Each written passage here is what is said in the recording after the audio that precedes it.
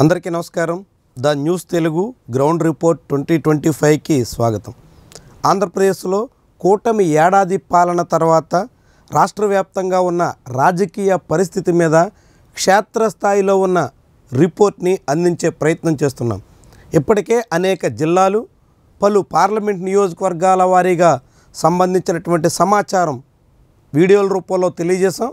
అవన్నీ ప్లేలిస్ట్లో అందుబాటులో ఉంటాయి, కావాలంటే వెళ్ళి చూడొచ్చు. ఇక ఈరోజు మనం అరకు పార్లమెంటు నియోజకవర్గంలో ఉన్న పొలిటికల్ సిట్యువేషన్ ఏంది అనేది తెలుసుకుందాం. ఎందుకంటే ఈ నియోజకవర్గం 2 జిల్లాల పరిధిలో ఉంది. అల్లూరి జిల్లా, అదేవిధంగా పార్వతీపురం మన్యం జిల్లా. ఈ 2 జిల్లాల పరిధిలో కలిపి మొత్తం 7 అసెంబ్లీ నియోజకవర్గాలు ఉంటే 7టిలోనూ 6 ఎస్టీ రిజర్వ్డ్ స్థానాలు, 1 మాత్రమే ఎస్సీ రిజర్వ్డ్ స్థానం. అంటే మొత్తం నియోజకవర్గాలన్నీ రిజర్వ్డ్ కేటగిరీలో ఉన్నటువంటి పార్లమెంట్ సీటు. అదే సమయంలో ఈ జిల్లాలో గెలిచినటువంటి మొత్తం 7 ఎమ్మెల్యేల్లో 1 జనసేన, 2 వైసీపీ, మిగిలిన 4 సీట్లలో తెలుగుదేశం పార్టీ గెలిచింది. అంటే 5 కూటమి అభ్యర్థులు కైవసం చేసుకుంటే 2 చోట్ల మాత్రమే వైఎస్ఆర్సీపీ గెలవగలిగింది. ఈ జిల్లాలో సాలూరు అసెంబ్లీ నియోజకవర్గం నుంచి గెలిచిన గుమ్మడి సంధ్యారాణి ప్రస్తుతం ఆంధ్రప్రదేశ్ రాష్ట్ర ప్రభుత్వంలో స్త్రీ శిశు సంక్షేమ, గిరిజన సంక్షేమ శాఖ మంత్రిగా పనిచేస్తున్నారు. ఇక సంధ్యారాణితో పాటుగా మిగిలిన 7 ఎమ్మెల్యేలు వాళ్ళ నియోజకవర్గాల వారీగా ఉన్న పరిస్థితి ఏంటో తెలుసుకుందాం. పాలకొండ ఎస్టీ రిజర్వ్డ్ స్థానం. ఇక్కడ నుంచి జనసేన తరపున నిమ్మక జయరాజు గెలిచారు. మొన్నటి ఎన్నికల ముంగిట ఆయన తెలుగుదేశం పార్టీ నుంచి జనసేనలో చేరారు. కూటమి అభ్యర్థిగా ఆయన టీడీపీ, జనసేన మద్దతుతో విజయం సాధించారు. అయితే ఏడాది కాలంగా ఆయన నియోజకవర్గంలో ఏ మాత్రం కూడా ప్రభావాన్ని చూపలేకపోయారు. నియోజకవర్గంలో ప్రజల మన్ననలు పొందే కార్యక్రమాలేవి రూపకల్పన చేసిన దాఖలాలు లేవు. అదే సమయంలో ఎమ్మెల్యేకి తన సొంత ప్రయోజనాలు తప్ప నియోజకవర్గం మీద పెద్దగా శ్రద్ధ లేదు అనేటువంటి అభిప్రాయం బలపడుతోంది. ఇక కూటమిలో జనసేన, తెలుగుదేశం పార్టీ మధ్య విభేదాలు కూడా కనిపిస్తున్నాయి. వాస్తవానికి ఎన్నికల నాడు చాలా సఖ్యంగా సాగినప్పటికీ ఇప్పుడు విభేదాలు పెరుగుతున్నాయి. ఇది కూడా ఎమ్మెల్యేకి ఇబ్బందికరంగా మారుతుంది. ఇక ఎస్టీలలో ప్రభుత్వం పట్ల వ్యతిరేకత మొదలయ్యింది. ముఖ్యంగా స్పెషల్ డిఎస్సి విషయంలో కానీ, ఎస్టీలకు సంబంధించినటువంటి అనేక అంశాల్లో కానీ రాష్ట్ర ప్రభుత్వం గిరిజన వ్యతిరేక పోకడను అనుసరిస్తుంది అనేటువంటి అభిప్రాయం పాలకొండలో కూడా వినిపిస్తుంది.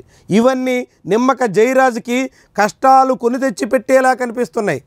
అదే సమయంలో ఈ నియోజకవర్గం వైఎస్ఆర్సీపీకి గట్టి పట్టున్న స్థానం. 2014-19 ఎన్నికల్లో ఇక్కడి నుంచి వైఎస్ఆర్సీపీ గెలిచింది. 2024లో రాష్ట్ర వ్యాప్తంగా వీచినటువంటి వేవ్లో ఆ పార్టీ ఓటమి పాలైనప్పటికీ ఇటీవల మళ్ళీ తిరిగి గాడిలో పడే ప్రయత్నం చేస్తున్నారు. ఇది ఆ పార్టీ ప్రభుత్వ వ్యతిరేకతను సొమ్ము చేసుకోగలిగితే ఉపయోగపడే సూచికగా కనిపిస్తోంది. ప్రభుత్వం మీద, ఎమ్మెల్యే మీద పెరుగుతున్నటువంటి అసంతృప్తిని వైఎస్ఆర్సీపీ ఏ మేరకు వినియోగించుకుంటుంది అన్న దాన్ని బట్టి వచ్చే ఎన్నికల ఫలితాలు ఉంటాయి. కురుపాం వైఎస్ఆర్సీపీకి గట్టి పట్టున్న నియోజకవర్గం. కానీ మొన్నటి ఎన్నికల్లో తోయక జగదీశ్వరి తెలుగుదేశం పార్టీ తరపున గెలిచారు. ఆమె ఏడాది కాలంగా అనూహ్యంగా విజయం సాధించిన తర్వాత కూడా పట్టు పెంచుకునే ప్రయత్నాలు నామమాత్రంగా ఉన్నాయి. నియోజకవర్గంలో తెలుగుదేశం పార్టీ పుంజుకునే దిశలో ఆమె కార్యాచరణ కనిపించట్లేదు. ఎన్నికల ముంగిట పార్టీ కోసం పనిచేసిన శ్రేణులు కూడా పట్టించుకోవట్లేదు అనేటువంటి అభిప్రాయం బలంగా వినిపిస్తోంది. అదే సమయంలో గిరిజన వ్యతిరేక విధానాలకు రాష్ట్ర ప్రభుత్వం పూనుకుంటోంది అనే అభిప్రాయం కూడా బలపడుతోంది. దాంతోపాటుగా ఏనుగుల గుంపు దాడి లాంటి అనేక దీర్ఘకాల సమస్యలకి పరిష్కారం చూపుతామని చెప్పినటువంటి ప్రభుత్వం చర్యలు తీసుకోలేదనేటువంటి అభిప్రాయం కురుపాం ప్రాంతంలో ఉంది. ఇవన్నీ కలిసి జగదీశ్వరికి వచ్చే ఎన్నికల నాటికి కష్టాలు తప్పవనేటువంటి సంకేతాలని సూచిస్తున్నాయి. దీనికి తోడుగా వైఎస్ఆర్సీపీ ఎన్నికల నాటికి బలహీనపడి ఇప్పుడు మళ్ళీ తిరిగి కోలుకునే పరిస్థితిలో కనిపిస్తోంది. ఇక్కడి నుంచి గెలిచినటువంటి పాముల పుష్పశ్రీవాణి ఏకంగా ఆంధ్రప్రదేశ్ డిప్యూటీ సీఎంగా పనిచేశారు. కానీ ఆమెకి పదవి లభించిన తర్వాత, వైఎస్ఆర్సీపీ అధికారంలోకి వచ్చిన తర్వాత ఆమె అహంకారపూరిత ధోరణి, ఆమె భర్త సాగించేటువంటి కార్యకలాపాలు అన్నీ నియోజకవర్గంలో వ్యతిరేకతకు కారణమయ్యాయి. కానీ ఇప్పుడు తోయక జగదీశ్వర్తో పోలిస్తే పుష్పశ్రీవాణియే బెటర్ అనేటువంటి అభిప్రాయం ఆ నియోజకవర్గంలో మొదలైంది. ఇవన్నీ వచ్చే ఎన్నికల నాటికి పుష్పశ్రీవాణికి కలిసి వచ్చే అంశాలుగా మారుతున్నాయి. అదే సమయంలో ఇటీవల స్పెషల్ డిఎస్సి సహా అనేక అంశాల మీద నియోజకవర్గ వ్యాప్తంగా వైఎస్ఆర్సీపీ యాక్టివ్గా కదిలింది. గిరిజన పక్షాన గొంతు వినిపించే ప్రయత్నం జరుగుతోంది. ఇవన్నీ వైఎస్ఆర్సీపీకి కలిసి వచ్చే విషయాలుగా చెప్పొచ్చు. ఇక పార్వతీపురం మన్యం జిల్లా కేంద్రం, ఈ నియోజకవర్గంలోని ఏకైక ఎస్సీ రిజర్వ్డ్ స్థానం పార్వతీపురం.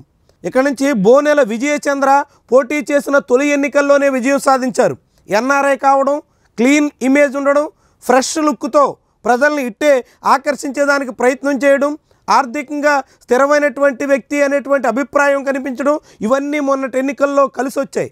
దాంతోపాటుగా ఆనాటి ప్రభుత్వ వ్యతిరేకత కూడా తోడు కావడంతో విజయం సాధించారు. కానీ ఏడాది కాలంగా ఎమ్మెల్యే ధోరణి పలు వివాదాలకు కారణమవుతుంది. అనేక సమస్యల్లో వేలెట్టి ఆయన చెడ్డ పేరు కొని తెచ్చుకుంటున్నట్టుగా కనిపిస్తుంది. సింగిల్ టైం ఎమ్మెల్యేగా మిగిలిపోతారా అని నియోజకవర్గ వాసుల్లో చర్చ జరిగేదానికి ఎమ్మెల్యే వ్యవహార శైలి కారణమవుతోంది.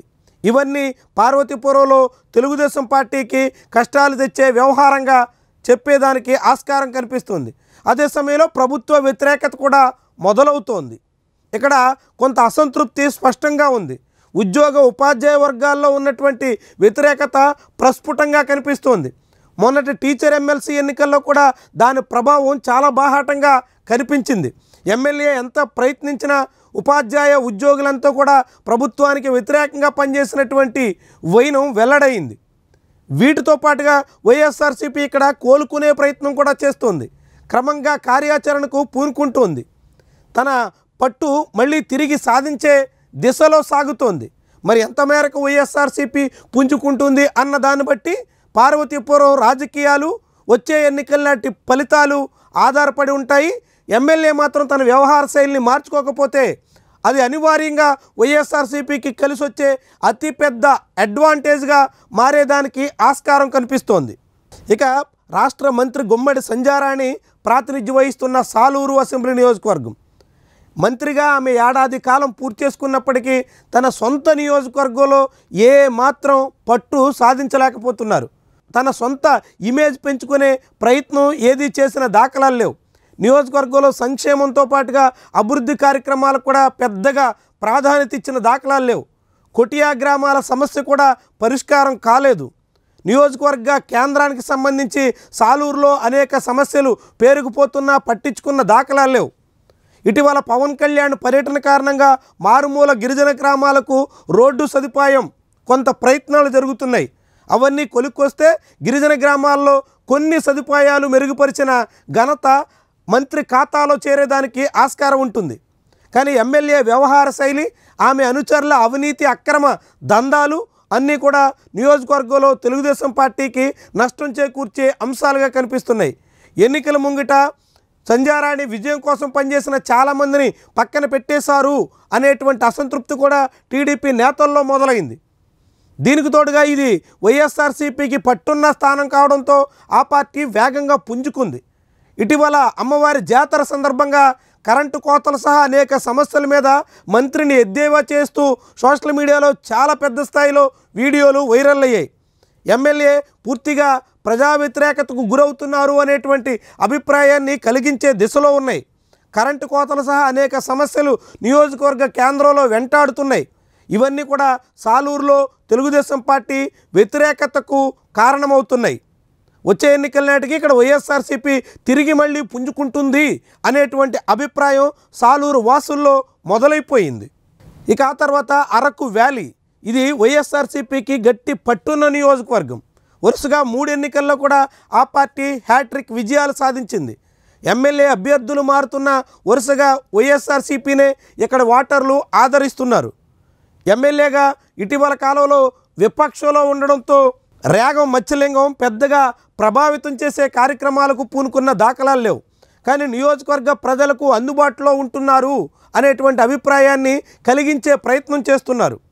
అదే సమయంలో నియోజకవర్గంలో జరుగుతున్నటువంటి వివిధ సమస్యల మీద కార్యక్రమాలకు ముందు పీటన నిలిచే ప్రయత్నం చేస్తున్నారు. ఇటీవల డిఎస్సి సాధన కోసం గిరిజన సంఘాలు చేపట్టిన కార్యక్రమంలో ఆయన తన వంతు పాత్ర పోషించారు. ఇలాంటి కొన్ని కార్యక్రమాలు ఇక్కడ వైఎస్ఆర్సీపీకి అడ్వాంటేజ్ అయ్యే అవకాశం ఉంది. గిరిజనుల్లో ప్రభుత్వ వ్యతిరేకత పెరగడం కూడా ఆ పార్టీకి కలిసి వచ్చే అంశం. బాక్సైట్ తవ్వకాలకి ప్రభుత్వం పూనుకుంటుంది అనేటువంటి ప్రచారం కూడా వైఎస్ఆర్సీపీ బలాన్ని మరింత పెంచబోతున్నటువంటి విషయంగా చెప్పొచ్చు. అదే సమయంలో ఇక్కడ తెలుగుదేశం బీజేపీ మధ్య సఖ్యత ఏమాత్రం కనిపించట్లేదు. 2024 ఎన్నికల్లో ఇక్కడ నుంచి బీజేపీ అభ్యర్థి బరిలో దిగారు. ఎంపీ ఎమ్మెల్యే స్థానాలకు ఆ పార్టీ అభ్యర్థులు పోటీ చేసిన ఓటమి తర్వాత మళ్ళీ కనుమరుగయ్యారు. నియోజకవర్గంలో కనీస కార్యక్రమాలకు కూడా పూనుకుంటున్న దాఖలాలు లేవు. ఇలాంటి పరిస్థితుల్లో ఇక్కడ వైఎస్ఆర్సీపీకి డోకా లేదు అనేటువంటి అభిప్రాయం అరకు వాసుల్లో స్పష్టమవుతోంది. ఇక కీలక నియోజకవర్గం అల్లూరు జిల్లా కేంద్రం పాడేరు. ఈ నియోజకవర్గం కూడా వైఎస్ఆర్సీపీకి చాలా గట్టి పట్టున్నటువంటి స్థానం. వరుసగా 3 ఎన్నికల్లో కూడా ఆ పార్టీ హ్యాట్రిక్ విజయాన్ని దక్కించుకుంది. 2024లో రాష్ట్ర వ్యాప్తంగా వ్యతిరేక పవనాలు వీచినప్పటికీ పాడేరు స్థానాన్ని కూడా వైఎస్ఆర్సీపీ నిలబెట్టుకోగలిగింది. గిరిజనుల్లో వైఎస్ఆర్సీపీకి ఉన్న పట్టుని స్పష్టం చేసింది. ఇప్పటికీ కూడా ఇక్కడ నుంచి గెలిచినటువంటి మత్స్యరాశ విశ్వేశ్వరరాజు ఇటీవల కాలంలో అనేక కార్యక్రమాల్లో ముందు పీట నిలుస్తున్నారు. జిల్లా కేంద్రం కాబట్టి అనేక నిరసన కార్యక్రమాల్లో ఆయన ఉత్సాహంగా పాల్గొంటున్నారు. ప్రజలతో మమేకమవుతున్నటువంటి ఎమ్మెల్యేగా గుర్తింపు పొందుతున్నారు. కానీ విపక్షంలో ఉండడంతో ఎటువంటి అభివృద్ధి కార్యక్రమాలకు ఆస్కారం లేక ఆయన పెద్దగా ప్రభావితం చేయలేకపోతున్నారు. అదే సమయంలో నియోజకవర్గంలో తెలుగుదేశం పార్టీ గ్రూపుల వారీగా ఎవరికి వారే యమునా తీరే అన్న చందంగా మారిపోతోంది. నియోజకవర్గ వ్యాప్తంగా టీడీపీ నేతల మధ్య ఎక్కడా సఖ్యత కల్పించట్లేదు. తలోదారి అన్నట్టుగా సాగడం వైఎస్ఆర్సీపీకి కలిసి వస్తుంది. మొన్నటి ఎన్నికల్లో కూడా వైఎస్ఆర్సీపీ గట్టెక్కడంలో తెలుగుదేశం పార్టీ వర్గపోరు కూడా కీలకమైన పాత్ర పోషించింది. ఇప్పుడు మళ్ళీ బాక్సైట్ తవ్వకాలకు పూనుకుంటున్నటువంటి తరుణంలో అది అధికార తెలుగుదేశం కూటమి నేతలకు పెద్ద ఎదురు దెబ్బగా మారే అవకాశం ఉంటుంది. వచ్చే ఎన్నికల్లో కూడా ఇక్కడ వైఎస్ఆర్సీపీకి మరోసారి విజయం సాధించేదానికి ఆస్కారం ఏర్పడుతుంది అనేటువంటి అభిప్రాయం పాడేరు ప్రజల్లో మొదలైపోయింది. ఇక ఈ పార్లమెంటు స్థానం పరిధిలోని చివరి నియోజకవర్గం రంపచోడవరం. ఇక్కడ వైఎస్ఆర్సీపీకి గట్టి పట్టున్నప్పటికీ ఆ పార్టీకి చెందినటువంటి ఎమ్మెల్సీ అనంతబాబు వ్యవహార శైలి కారణంగా మొన్నటి ఎన్నికల్లో వైఎస్ఆర్సీపీ కంగు తినాల్సి వచ్చింది. రాష్ట్ర వ్యాప్తంగా జగన్మోహన్ రెడ్డి పాలనా తీరు మీద వ్యతిరేకత, అనంతబాబు వ్యవహార శైలి రెండూ కలిసి గట్టి పట్టున్న నియోజకవర్గం చేజేతులా కోల్పోవడానికి కారణమైంది. ఇక్కడి నుంచి తెలుగుదేశం పార్టీ తరపున మిరియాల శిరీషాదేవి అనే అంగన్వాడీ కార్యకర్త విజయం సాధించారు. అయితే ఏడాది కాలంగా ఆమె పెద్దగా నియోజకవర్గంలో పట్టు పెంచుకునే ప్రయత్నం చేస్తున్న దాఖలాలు లేవు.